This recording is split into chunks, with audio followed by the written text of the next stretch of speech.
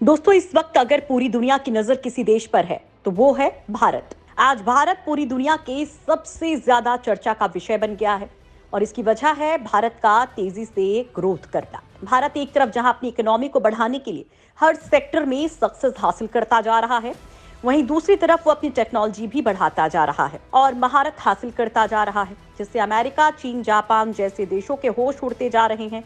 इतना ही नहीं, भारत की तकनीक को देखकर दुनिया के सबसे अमीर व्यक्ति और तकनीक की दुनिया के बादशाह माने जाने वाले एलन मस्क भी हैरान रह गए हैं, क्योंकि वो भी भारत को लेकर ये अंदाजा नहीं लगा सकते थे कि एक विकासशील देश भी कुछ ऐसा कर सकता है।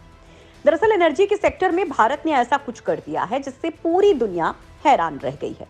भारत ने अपनी जमीन को 3 तरफ से समुद्र से घिरे होने का ऐसा फायदा उठाया है कि सभी देश उसकी इस कामयाबी को सलाम कर रहे हैं।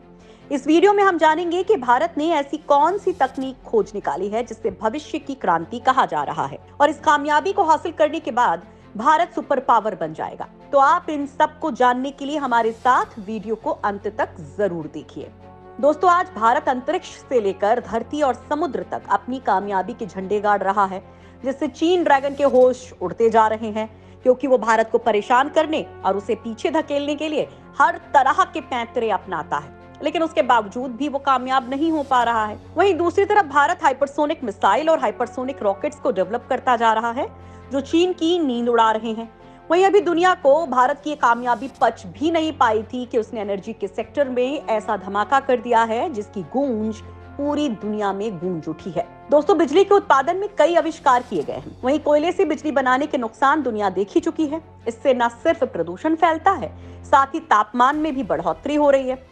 ऐसे में हवा से और सूरज की किरणों से बिजली बनाने की खोज की गई, जो अभी तक सबसे साफ सुथरा तरीका माना जाता है। लेकिन भारत ने अब ऐसी तकनीक खोज ली है जिससे बिजली का उत्पादन करना सस्ता तो होगा ही, साथ ही इको फ्रेंडली भी होगा। यानी कि इस तकनीक में प्रदूषण नहीं फैलेगा। इस प्रोसेस में समुद्र की लहरों से बिजली बनाने की कोशिश की जा रही है। इस तकनीक पर काम करते हुए भारत कामयाबी हासिल कर रहा है। दोस्तों, आपको बता दें कि आईआईटी मद्रास के शोधकर्ताओं ने एक ओशियन वेब एनर्जी कन्वर्टर को विकसित किया है। ओशियन वेब एनर्जी कन्वर्टर को सिंधुजा 1 नाम दिया गया है, जिसका मतलब है महासागरों से उत्पन्न, जो समुद्री तरंगों से बिजली उत्पन्न कर सकता है। दोस्तों, आपको जानकर खुशी होगी कि इस उपकरण का परीक्षण काफी सफल रहा है। इस उपकरण को तमिलनाडु के तोतीकोरिन तट से लगभग 6 किलोमीटर दूर और 20 मीटर की गहराई में लगाया गया है, जो अगले 3 सालों तक समुद्र की लहरों से 1 मेगावाट बिजली का उत्पादन करेगा। इससे बिना किसी प्रदूषण के बिजली उत्पादित की जा सकेगी। वैसे तो भारत सरकार का लक्ष्य है कि वो इस तरह की तकनीक के जरिए 500 गीगावाट पैदा करे, लेकिन आने वाला वक्त बताएगा कि हमें कितनी कामयाबी हासिल होगी। लेकिन यहाँ ये जान लेते हैं कि आखिर ये टेक्नोलॉजी काम कैसे करेगी। दोस्तों, सिंधुजा 1 नाम की इस परियोजना के तहत स्टेब्लिश उपकरण में फ्लोटिंग बॉय, लंबी स्पार और इलेक्ट्रॉनिक मॉड्यूल शामिल हैं।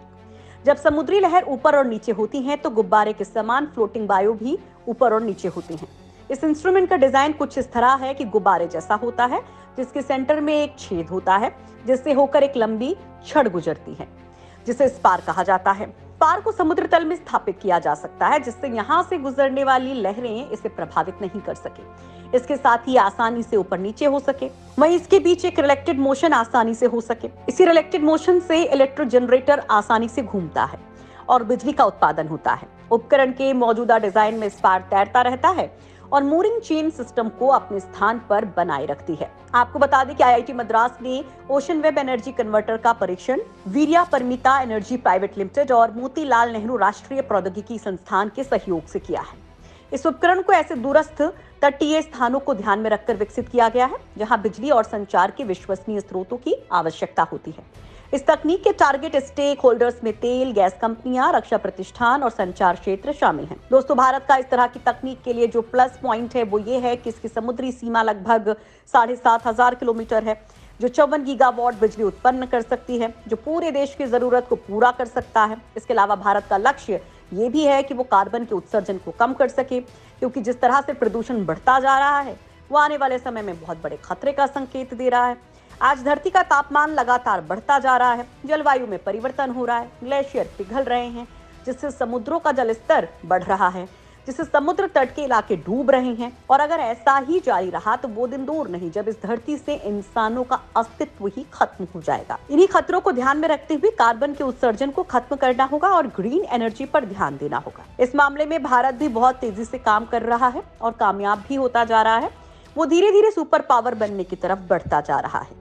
लेकिन भारत की इस ताकत से उसके दुश्मन घबरा रहे हैं। इतना ही नहीं, भारत ने अरब देशों की बढ़ती दादागिरी खत्म करने के लिए और पेट्रोल डीजल की बढ़ती कीमतों को कंट्रोल करने के लिए ग्रीन हाइड्रोजन को डेवलप किया है। भविष्य में ग्रीन हाइड्रोजन की मांग बढ़ेगी। इस ऊर्जा का इस्तेमाल भारी वाहन चलाने के लिए भी किया जाएगा। रेल और उद्योगों में भी इसके उपयोग पर जोर दिया जाएगा। इसलिए रिलायंस और अडानी जैसी बड़ी कंपनियां इस दिशा में तेजी से काम कर रही हैं। वहीं कार्गो जहाज, कार और लंबी दूरी तक चलने वाले ट्रकों के लिए ग्रीन हाइड्रोजन एक अच्छा विकल्प है। दोस्तों, ग्रीन हाइड्रोजन एक तरह की स्वच्छ ऊर्जा है। इसे नवीकरणीय ऊर्जा की मदद से इलेक्ट्रोलिसिस के जरिए बनाया जाता है और इसे बनाने की प्रक्रिया पूरी तरह से कार्बन डाइऑक्साइड के उत्सर्जन से मुक्त होती है। आपको बता दें कि वैसे हाइड्रोजन बनाने के 2 तरीके हैं। पहला, पानी में से बिजली को गुजारा जाता है। दूसरा, प्राकृतिक गैस से हाइड्रोजन और कार्बन को तोड़कर बनाया जाता है। इलेक्ट्रोलिसिस में स्वच्छ ऊर्जा इस्तेमाल होती है। उससे बनने वाली हाइड्रोजन ग्रीन कहलाती है। जानकारों का कहना है कि ये oil refining, fertiliser, cement, steel और भारी उद्योगों को कार्बन मुक्त करने में मदद कर सकती है। दोस्तों, केंद्र सरकार ग्रीन हाइड्रोजन मिशन को लेकर जिस स्तर पर तैयारियां कर रही है, इससे एक बात तो साफ है कि सरकार को तमाम बड़ी कंपनियों को ज्यादा सब्सिडी देनी पड़ेगी, जिसका असर देश की अर्थव्यवस्था पर पड़ेगा। सरकार का ग्रीन हाइड्रोजन पर लगाया गया दांव अगर सफल रहा तो देश की अर्थव्यवस्था में एक बड़ा उछाल आ सकता है। दोस्तों, जब से केंद्र में मोदी सरकार आई है तब से भारत ने तकनीक के मामले में ऐसे ऐसे कारनामे किए हैं जिसके लिए कभी सोचा भी नहीं जा सकता था। क्योंकि एक समय था जब ये कहा जाता था कि भारत तकनीक के मामले में कभी कामयाब नहीं हो पाएगा, वो पिछड़ा ही रहेगा। लेकिन आज भारत ने उन सभी देशों के मुंह पर ताले लगा दिए हैं। वो भारत की कामयाबी देखते ही रह गए हैं। आज भारत एक के बाद एक क्रायोजेनिक इंजन बना रहा है। इस तकनीक को रूस ने डेवलप किया था, लेकिन उसने भारत को इसे देने से इनकार कर दिया था। वहीं कुछ समय पहले तो भारत को ऐसी तकनीक के लिए अमेरिका की दादागिरी तक झेलनी पड़ी थी। लेकिन अब वक्त बदल चुका है और आज भारत अपने दम पर हर तरह की तकनीक इजाद करता जा रहा है और इनकी दादागिरी भी खत्म कर दी है। आज अमेरिका और रूस भारत के आगे पीछे चक्कर लगाते हैं और उसके साथ चलने की बात करते हैं। इससे साफ हो जाता है कि भारत आने वाले समय में दुनिया का सुपर पावर होगा।